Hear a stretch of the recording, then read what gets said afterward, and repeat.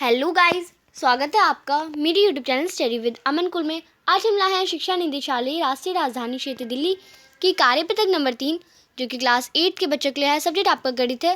Date है 13 अप्रैल 2021। आप अपना नाम और अपनी कक्षा अध्यापक का नाम लिख लेंगे। आज हम ऋणात्मक परिमेय संख्या के बारे में जानेंगे। तो यहाँ पे आपको कुछ कथन और उनके गणितीय रूप दे रखे हैं। गणितीय रूप यानी उसे मैथमेटिशियल फॉर्म में कैसे लिखते हैं वो आपको बता रखा है। ईशा ने बैंक से 1,500 रुपये निकाले। अब निकाले यानी उसके बैंक से कट गए, निकाल लिए तो माइनस में हो गए पैसे, तो उसे हम माइनस 1,500 लिखेंगे। पेट्रोलियम की खान समुद्र तेल से 120.3 डिवाइड बाई 4 किसी किलोमीटर नीचे है, तो नीचे है, कम है, तो माइनस का साइन आएगा। दीक्षा के 1/4 रुपये नाली में गिर गए। अब तो गिर गए, ख़त्म, कम हो गए, तो माइनस का साइन लगेगा। शॉपिंग मॉल में मेरी मोटरसाइकिल 2 मंजिल नीचे पार्किंग में खड़ी थी, 2 मंजिल नीचे खड़ी थी, तो -2 हो जाएगा। लद्दाख का तापमान 0 से 16 अंश कम था। 16 अंश कम था यानी 0 होता है तो उससे 1 अंश, 2 अंश, ऐसे 16 अंश कम था, तो कम यानी -16। अब आपने उपरोक्त उदाहरण देखे, कुछ उदाहरण देखे आपने, ऊपर देखे अनुसार परिमेय संख्या पूर्ण हो या भिन्नात्मक हो या धनात्मक हो या ऋणात्मक भी हो सकती हैं। अब पूर्ण भी हो सकती हैं यानी जो 0 से स्टार्ट हो, 1 2 3, और भिन्नात्मक भी हो सकती है यानी हम उसे 1/2 भी लिख सकते हैं। वो धनात्मक यानी पॉजिटिव भी हो सकती हैं, अगर साइन नहीं लगाते हैं तो पॉजिटिव है, वाई माइनस लिख दें तो ऋणात्मक भी हो सकती हैं। तो वो सारी परिमेय संख्या होती हैं। एक ऐसी परिमेय संख्या जो ना तो ऋणात्मक और ना ही धनात्मक है, वो क्या है? 0 है, 0 है। सही जवाब आपका 0 है, क्योंकि 0 है। -1 आपका ऋणात्मक हो जाएगा और 1 आपका धनात्मक हो जाएगा, तो इनके बीच में जो संख्या वह है वो 0 है, और ये एक ऐसी परिमेय संख्या है जो ना ही ऋणात्मक है ना ही धनात्मक है। अब प्रश्न आपको पूछा गया है, बताएं -26 बड़ा है या -7? दो परिस्थितियां हैं। एक परिस्थिति में चिंटू को 26 का नुकसान हो रहा है और दूसरी परिस्थिति में पिंटू को 7 का नुकसान हो रहा है। यानी अगर आप समझिए 26 रुपये का आपको नुकसान हो रहा है, यानी आपके खो गए, तो चिंटू के 26 रुपये खो गए और पिंटू के 7 रुपये खो गए, तो किसके कम रुपये खोए? चिंटू के। तो कौन सी परिस्थिति में आपको अधिक नुकसान हो रहा है? चिंटू वाली परिस्थिति में अधिक नुकसान हो रहा है, 26 में अधिक नुकसान हो रहा है, अतः -7 बड़ा है -26 से।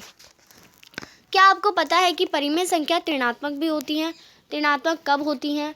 जी हाँ, जब अंश और हर में विपरीत चिन्ह प्लस माइनस लगा हो, जैसे 2/7 या -5/7, तो ये हम तब होती हैं। तो मैं आपको बताती हूँ, अगर हमने 2/7 लिखा है तो ये आपका धनात्मक है।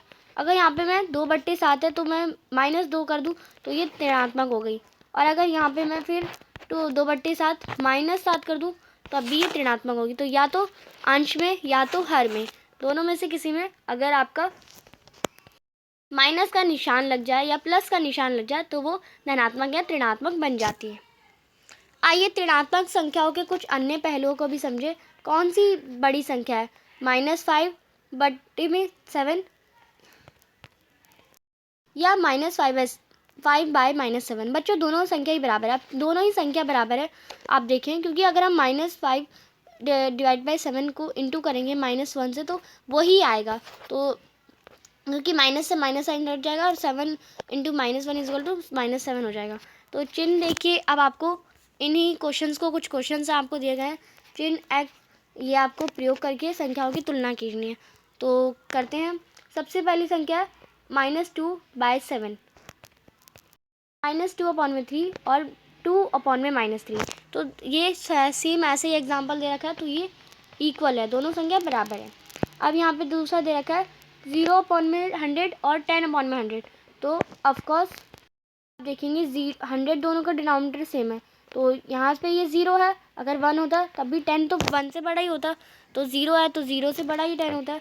और आप देखेंगे 0 किसी भी नंबर के नीचे 0 है या ऊपर 0 है तो वो उसका आंसर हमेशा 0 ही होता है। तो ये आपका इसमें आपका ये निशान लग जाएगा, फर्स्ट में इक्वल, सेकंड में ये।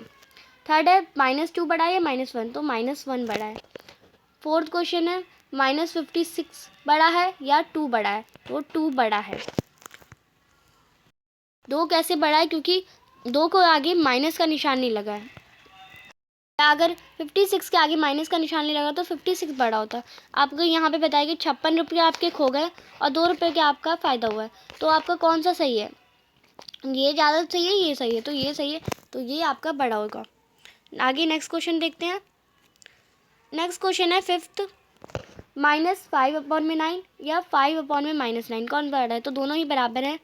27/7 या 6/7 कौन सा बड़ा है? तो ये बड़ा है। सेवन क्वेश्चन है 21/8 या 3/8 कौन सा बड़ा है? तो ये बड़ा है। 8 क्वेश्चन है 25/4 या 3/4, तो ये बड़ा है। और यहाँ पे मैंने आपके सभी आंसर करवा दिए हैं। आपकी आज की वर्कशीट बस इतनी सी छोटी सी थी। अभी तक आपने मेरे चैनल को सब्सक्राइब नहीं करा है तो प्लीज़ मेरे चैनल को सब्सक्राइब कर दें, उसके बाद आने वाले बेल आइकन को प्रेस कर दें। वीडियो अच्छी लगे तो लाइक करिए, सभी दोस्तों के साथ शेयर करिए।